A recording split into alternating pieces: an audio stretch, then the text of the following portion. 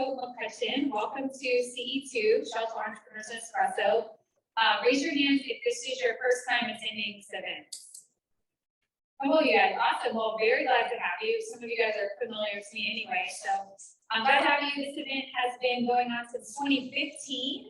Our former home was in the iLab, and then we had a home virtually for a couple of years, 2 years, and now we're back here thanks to the code building. We're here for, we'll see how long, but for a period of time, and it's just an awesome space. And so this event, just to give you a little bit of the format, first of all, it's put on by a couple of organizations. CBIC, Charlottesville Business Innovation Council, is one of them, along with CIC, Community Investment Collaborative, and the SBDC, the Small Business Development Center. And this screen is for our first speaker, so it's not really relevant to what I'm saying right now. I see a lot of you guys looking at it. How the event is set up is that we have 2 speakers. Oh, and we're also sponsored, by the way, by the Batten Institute, EBA, and Watermark Design. So thanks to all those organizations for coming together. We have an early stage speaker first. So we basically have a young company that will share about their company, and then they then ask for the audience. And so that's something where they ask you to help them solve a barrier to growth, and that's participation. So this is a participation event. And then after that, we have a more seasoned entrepreneur that's going to share their crash and learn stories. And so that's cool because you hear stories that you typically wouldn't necessarily hear. Can't browse the internet and necessarily find them. I guess it must go really bad. But lessons learned through that. So excited to go ahead and start with our first speaker. I want to introduce, well, actually, I didn't get my notes, but I want to introduce Trisha and your company, Baby Bridge. Trisha Grawl. A little bit about her background is she went to Moorhead College and then University of Virginia for graduate school. So she experienced Charlottesville. She left and came back for her husband's work. Background is in technology consulting. And during the season of having kids, how do you guys have kids in here? Some of you guys. During that season, she saw an opportunity. You know, as you guys know, people often do like meal trains to try to help out, but there's also this big question mark of how to really help the mom and the family. And so she had an idea of kind of a Meals on Wheels, a meal train on steroids, I guess. There's a lot of different components to what her company does, Baby Bridge. And I had a baby 14 months ago, and I just thought it was an absolutely phenomenal idea because there were days where I was like, I just want a coffee. Can somebody just bring me a coffee? And I literally didn't know who to ask to inconvenience at that level to bring me coffee right now. You know, and so her business would solve that. Along with a video thing. So help me welcome Trisha Grawl.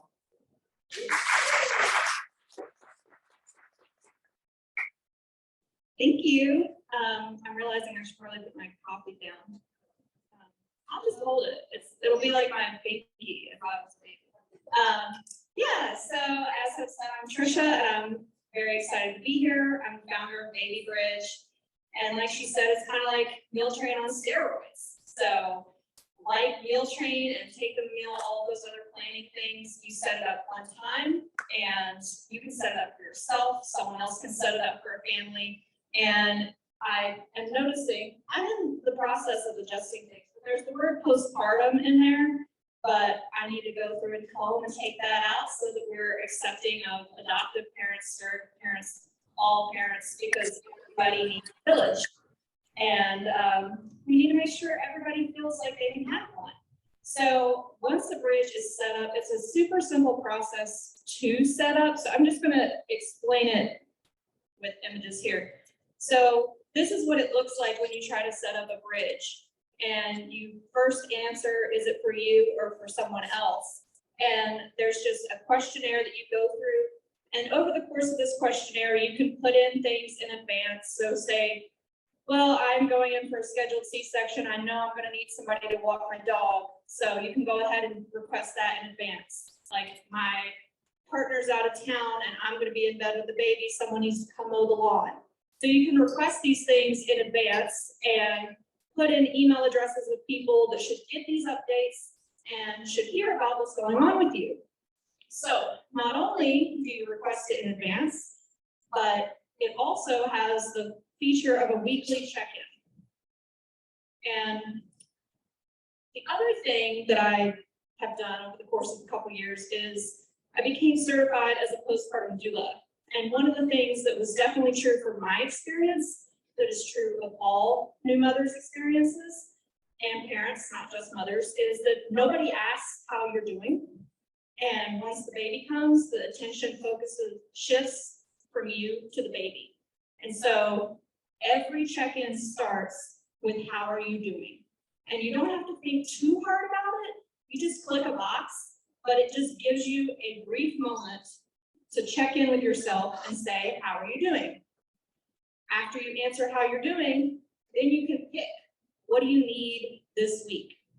And if you don't remember what you've requested in advance, you can scroll up here and see, oh, I already have these things that I've requested in advance. So what else could be nourishing this week? Is it laundry? Is it the older sibling needs to be taken to preschool because blah, blah, blah, whatever reason. And you can enter information, you can request all sorts of things, specify a day or time. And then you can also give updates for your community. We're extremely tired. So the feedback we've gotten is when people put in these updates, there's also a put in a picture option. And so then people on that original email list, they get an email saying, so-and-so needs your support. How do you want to support them? And you click a button and it takes you to a sign up page. But you get this update in your email. So the new parent doesn't have a bunch of texts saying, how are you doing? How's the baby? I've been thinking about you. That is super sweet and super kind. But if you have 20 of those, it's overwhelming. And it's just too much to process. So we really break it down. And like I said, images are also put into that. So what that looks like when they go there, I forgot to pull this one up. So we're gonna view this bridge. And this is just mine, so they're not all baby pictures. But so you have all the baby pictures that have been put in there. These are just my pictures, but they stay in there. And this says ties because I was experimenting, but that's where the update would be. And you have all of these preferences listed right here, everything you need. You have the link if you want to share this bridge. And if the user puts it in, there's also a Venmo button, so you can direct send Venmo money. And then you can sign up for these things. You can sign up to fill the need yourself. Or if you're local to Charlottesville or in this region where we have vendors, you can sign up to actually purchase it, which is currently our revenue model. Is we take, I don't know why it keeps jumping down there, but that's okay. So you check out, you pay for it, and then Baby Bridge, aka me for now, handles all of that. So it's wonderful, it's amazing, it's free to use, free to support people, and there is a built-in marketing component because we just completed our first round of someone actually using it. So it was my friend, and she had a baby, and the feedback was phenomenal. She had about 30 people that were on her list of supporters. So now 30 people know about this, which they all think is awesome, and they gave great feedback. They're like, this is so easy, I don't have to guess at what you need. And some people were like, I don't like to cook. So the meal trains, I want to be there, but I don't like to cook. I would love to just come mow somebody's lawn instead of cook because that's easier for me. That's not my preference, but hey, that's theirs. And we're all different and unique. So the issues that I'm running into is how do I get more users, which I'm hoping you guys can help me with today. Because like I said, there is this component of built-in marketing. But the other thing is, nationally, this can be used today, nationally by anybody, anywhere. It works. The purchase capability is only in this region because that's where I have relationships with vendors, and I don't want to send any random dog walker to someone's house in San Francisco because I don't know who they are. So I like to be very careful with that. So right now, like I said, we finished our first round. Our revenue is basically zero. I learned that I can't charge $38 to deliver any meal because I lose money, but that's okay. I only lost like $8. So right now, I'm in the phase of trying to get 10 to 50 more beta users, basically. That's where I'm at, so that I can work out even more kinks, get even more things figured out, and get even more feedback and testimonials before I try to go much bigger. Theoretically, towards the end of this year or 2023, we'll be able to make a push to go nationally. I also don't know how to do that. So what I'm currently working on is getting in front of midwives, childbirth educators, people in that new baby space, and trying to get in front of them and asking them, hey, this is a great free service. Can you please recommend it to your people? So I have a demo scheduled next week with a midwife in town. And having been in the motherhood space for a few years, I have some contacts. But the other thing about the motherhood space is people move jobs all the time. I had a contact at UVA, now I don't. So any kind of groups that I could share this with, people that I should talk to would be great. I've met a lot of wonderful people along the way, but I know that I still need to meet more. I'm currently taking a break from social media for mental health reasons. So social media is not on the table for me right now, specifically Facebook and Instagram. And I'm open to ideas that don't require intense engagement, but to my knowledge, that's not a thing with social media. So I'm also doing bi-weekly blogs, bi-weekly email newsletters to my audience, which is under 200 right now. And so I'm doing podcast guesting is the other thing I'm doing, but that is sort of where I'm at. I tried putting flyers around town. To my knowledge, I did not get any traction from that. It was a good try, but it just didn't work out. So yeah, I am open to any ideas you guys have. Okay, so thank you, Trisha. Really great idea. To recap her question, it is really in a marketing capacity and how do you get the word out? How do you grow your user base? Is that your primary question? Yes. Okay. So what ideas do you guys have for Trisha? And if you get the mic, awesome. If you don't, then if you don't mind, or you can repeat the question before you answer. Yeah, or repeat the advice.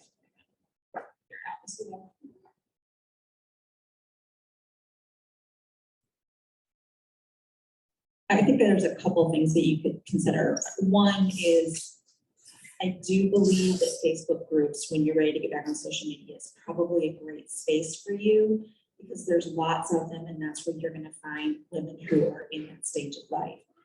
The other thing you may want to consider are some of the stores and places that cater to women in that age group and going in and talking to them about it.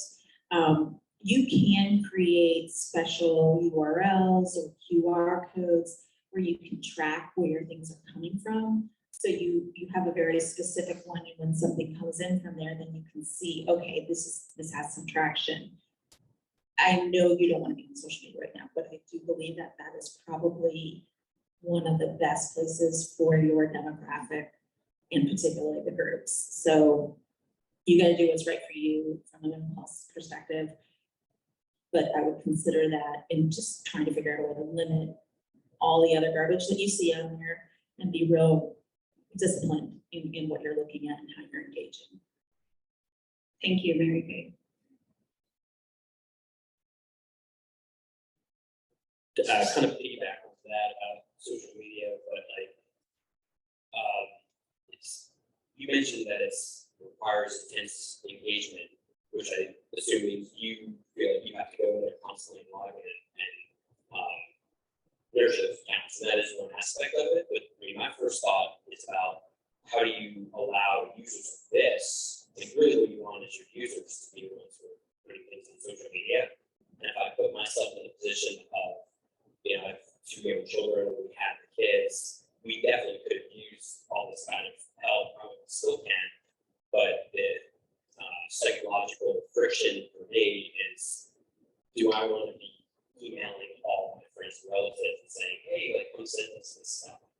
Whereas if I could put a post in my timeline on Facebook and say, hey, we're doing this baby bridge, if you want to help, I don't feel like I'm pressuring any of my individual contacts to do it, but I'm just kind of putting it in there, people can engage with it. And so having like a widget on the website where somebody clicks a button and it says, put me on, you know, that doesn't require much engagement from you. Like, you don't even have to log in, but your users can go there, and that's a way for them to log into social media with their networks. Yeah, that's really great feedback. Thank you.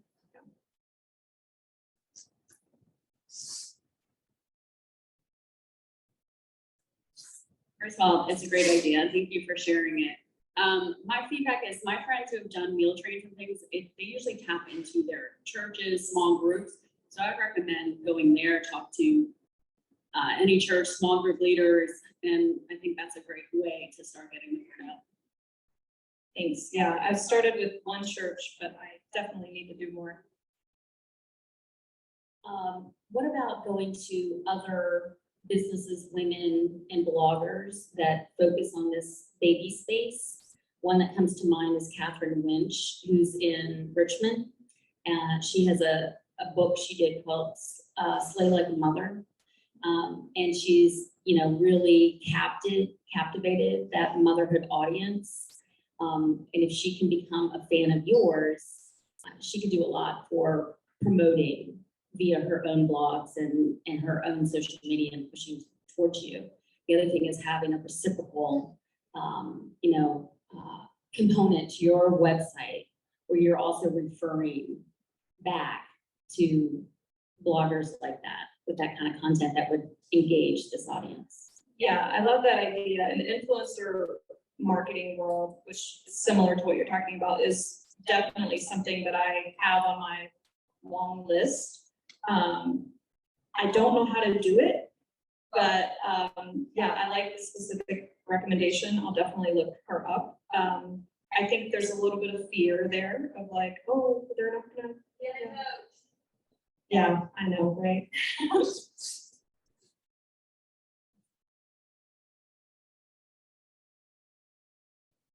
So as far as like your services you're offering and having people pay you, you could also have us, like a photographer, have a 10% discount for your recommendation. So they get a discount with me. I'm promoting the discount through, and then you have all these websites also promoting you because I'm giving a coupon that works with you. And then if you sell my service, for instance, I could also kick back to you because you made me $1,000 or whatever. So then, you're making money on the side too from that, just from offering services. That way you don't deliver a $38 meal again that $8 costs you, Also, I do end of life. And if somebody has a dying baby or a dying member, you can also offer stuff like that. And I'll do that for free. I do that. But there's just stuff like that that can tie in, and then it's something that promotes you and says that you care about them. And Thank you. Another thing, because I'm always full of ideas. She knows this about me. The other thing you might like about is preschools, like going to the individual preschools, and especially if you have any friends that have kids at a preschool, that you could be introduced to the director or the owner, because that's the age group where they're probably going to be having siblings if they don't already. And I think about the preschool when my kids were little. It was through my church, but we had a new mom's Bible study, and I mean, that would have been a fertile spot for you, for sure. Thank you. That's another good idea. Well, Trisha, if you'd like to convey your contact details, then with more ideas and, help promote her business on social media, on, with your friends that are having babies or yourself, none of you guys have a baby, but especially none of you guys, and of you guys are pregnant for sure, but, anyways, thank you so much. And your contact information. Yeah, my contact info is Trisha@babybridge.app, and Trisha is spelled with an SH, like, shh, don't wake the baby, so it's a unique spelling there. So Trisha@babybridge.app, and there might be a contact form on there, I honestly can't remember, I built 3, I don't know if they're still up there. But yeah, so thank you, and any other, I'm wide open to other feedback and specific names, contacts, all that jazz, so thank you guys so much.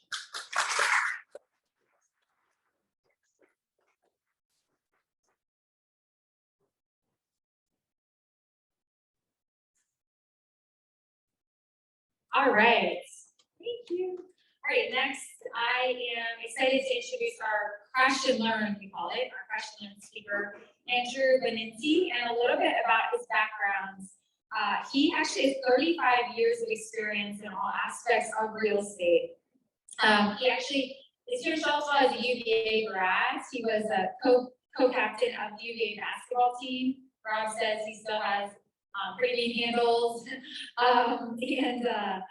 and still plays, so I think that's true. But he was initially president of a mid-sized real estate and development company for a few years before he founded Rivanna Realty, an investment company, in 1989. That company still continues today in a little bit different format, but predominantly commercial real estate is the space that he's involved in. Rivanna Realty is managed over 1 million square feet of commercial space for some longstanding clients. He was the co-founder of Primary Investment Management Company and currently a partner in several commercially owned investment properties, as well as general partner in the development of retail properties. And in January 2007, he became the senior vice president of Colliers International as a result of a merger with Rivanna Realty. So that's how it's still existing. Also a part, I don't know the exact title, I'm sorry, president, I think, but helped with the development of this building, the code building, as well with CSH Development. And so help me welcome Andrew.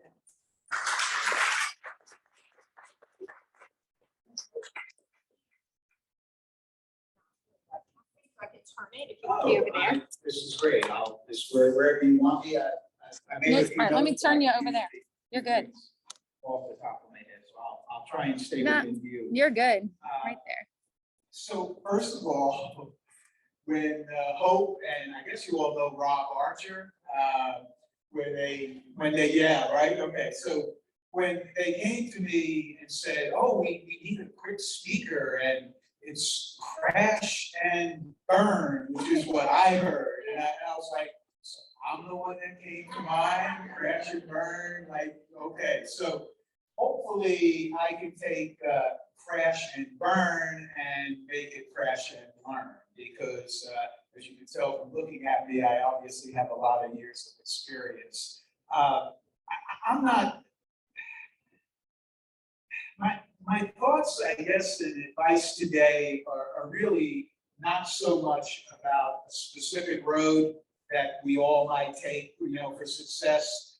I think it's more geared towards what you are going to encounter along that road. So Trisha has some great, really business ideas, and I really loved how people were contributing to that. I think my little quick speech, is going to be more along the lines of what you're going to encounter personally, right? And so I think the biggest thing that happens when you work for yourself is you can't turn your mind off, right? You just cannot stop thinking.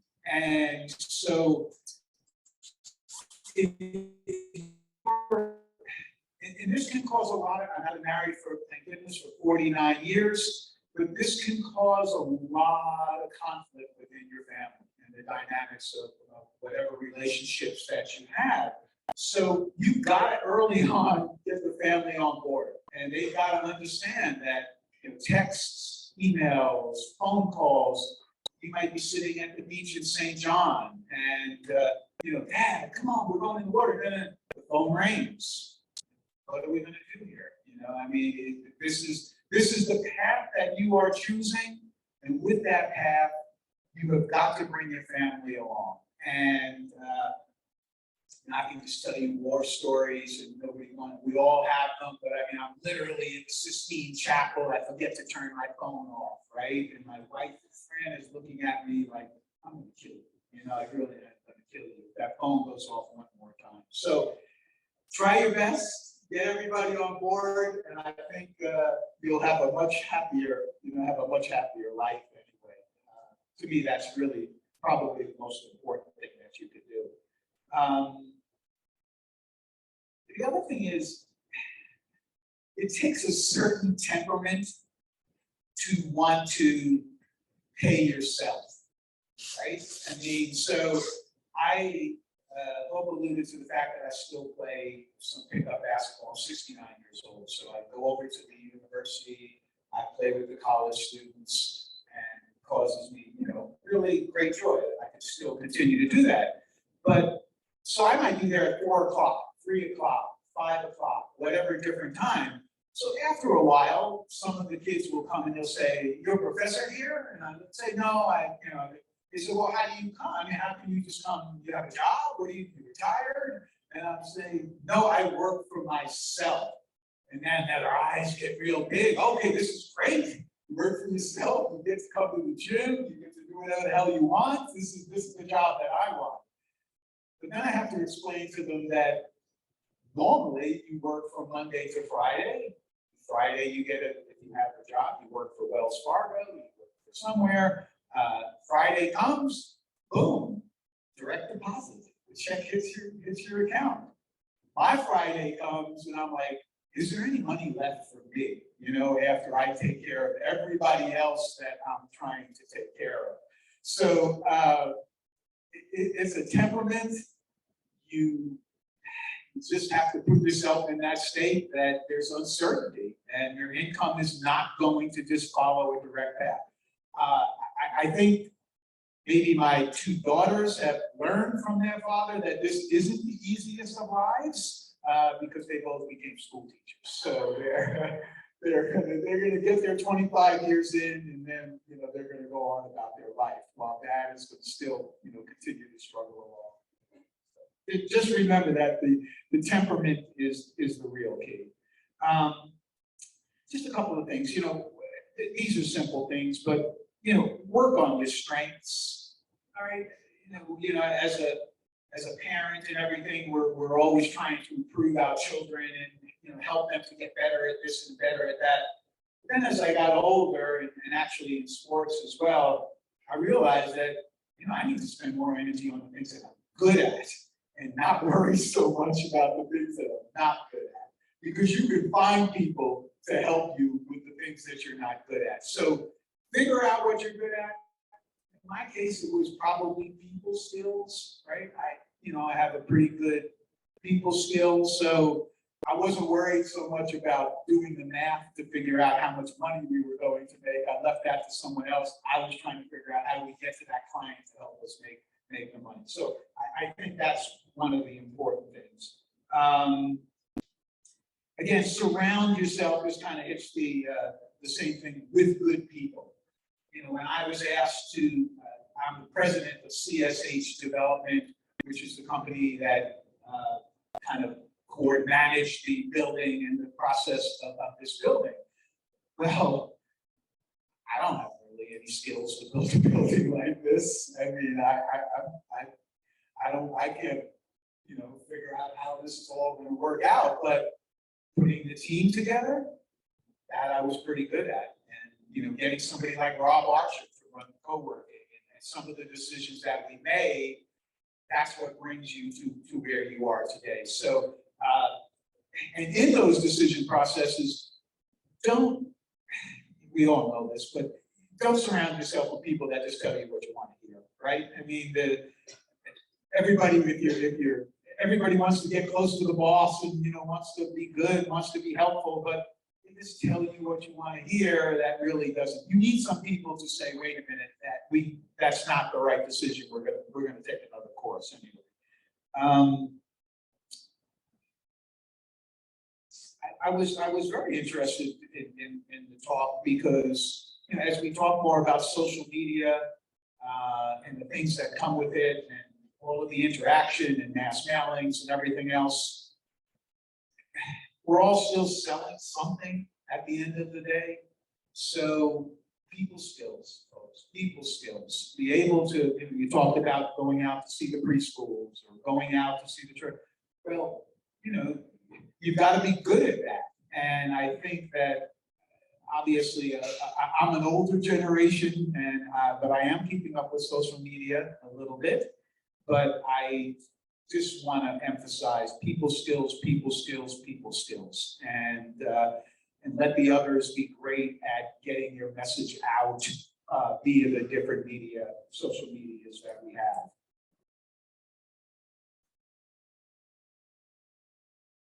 This is something that I think has been a philosophy of mine for life, and I would hope that everyone would have this as well, but they don't. And this comes in the category of treating everyone the same, right? Everyone has hopes, everyone has aspirations. So I feel like I personally go out of my way to treat everyone with dignity and respect. And I just don't, and you don't get the immediate benefits from it, all right? But you really don't know the person that held that door for you open when you came in there. You don't know who that person is, right? I mean, that person could be the person that's the key to your life. And if you don't treat everyone the same way, I really truly believe that this comes back to haunt you. When I, 15 years ago, I was playing in a pickup basketball game, and our owner of this building, who I did not know at all at that time, was in the gym as well.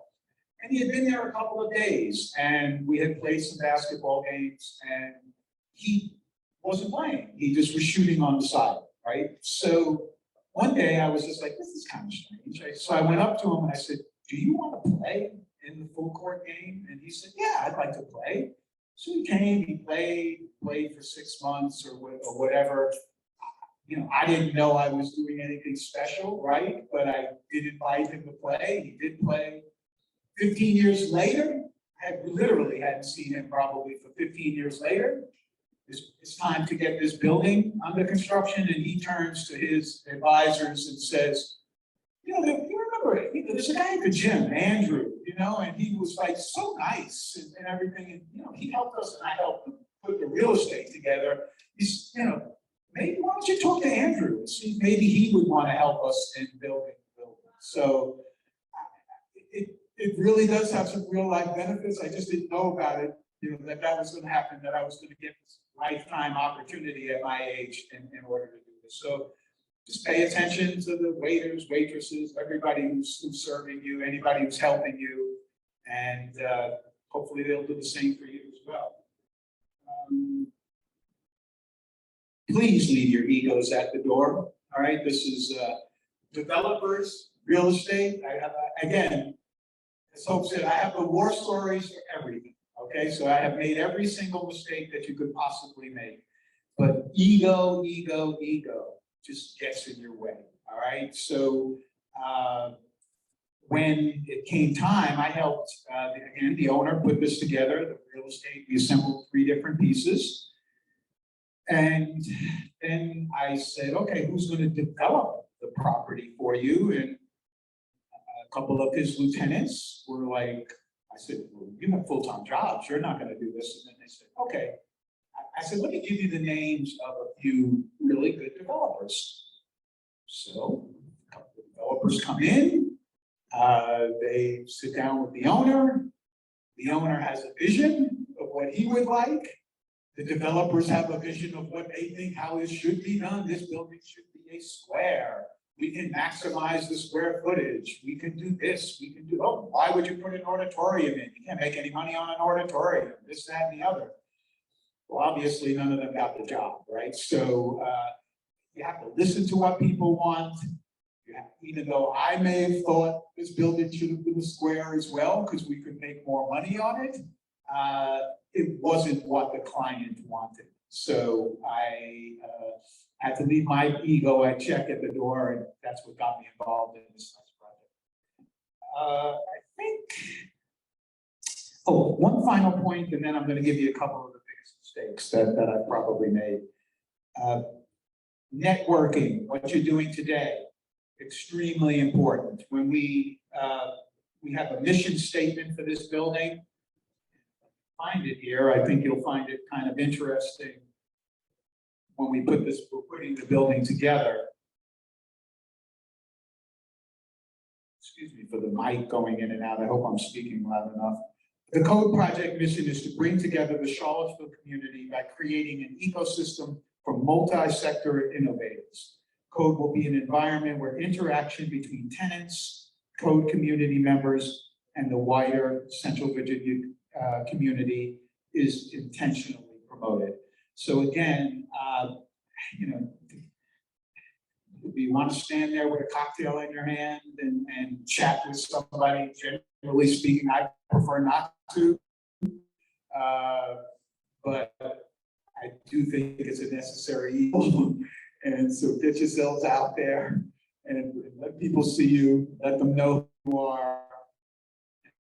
You'll have some really good results from that. All right, just I said I would be quick. So a couple of quick mistakes that we've made here. And I think I've got two of them, really. Let me just look again. Yeah, I think two of the things that history repeats itself. Okay? So when things are going great, everything is wonderful. You're making sales and everybody wants what you have. It's good. It's not going to stay that way. Okay? So you have to start preparing yourself for the fact that history repeats itself.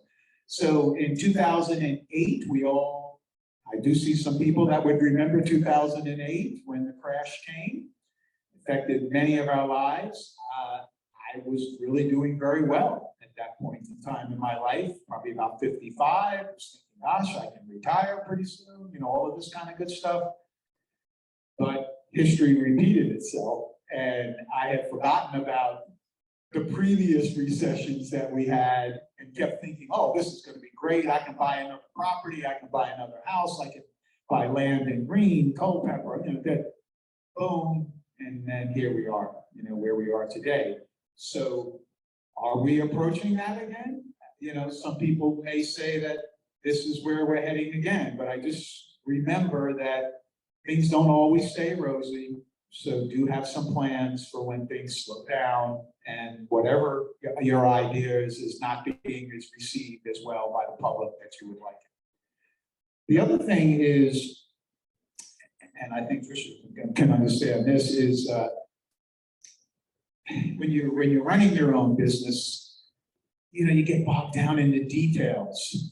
It's the daily stuff, right? I mean, just getting the product out the door, making sure you have a couple of employees that they're taken care of. Do you have the right pencils? Still pencil, nobody uses a pencil. Do you have the right pens? I mean, whatever it is, you're just caught up in the day-to-day details, and you forget to step back and start looking at what is the future. What are some new ideas? What's happening out there? And I think that's one of the biggest mistakes that I've made. So the two biggest ones that I had, didn't pay attention to history because I know about cycles in real estate. I should have paid more attention in 2008, didn't. And I've been caught up in the details of trying to keep things moving and yet not thinking enough about taking that downtime to let your brain open up and come up with what the ideas are to move forward. So that's what I got, Hope. So that's all I have. Thank you.